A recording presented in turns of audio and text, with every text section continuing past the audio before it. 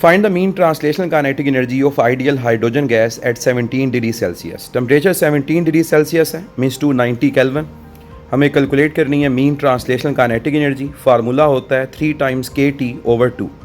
K Boltzmann constant है, value substitute करें। Boltzmann constant 1.38 10⁻⁻23, temperature 290। 3 divide by 2 ये 1.5 और 1.38 को राउंड ऑफ करके 1.4 लिख सकते हैं।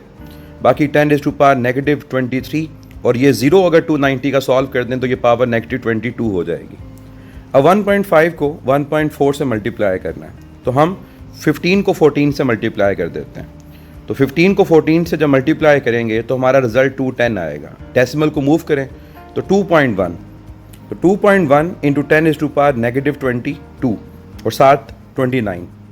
अब 29 को 2.9 लिखें तो पावर -22 से -21 हो जाएगी। 2.9 को 3 अज्यूम कर लें तो 3 इंटू 2 6 इंटू 10⁻⁻21 जूल आंसर है। तो करेक्ट आंसर इज बी।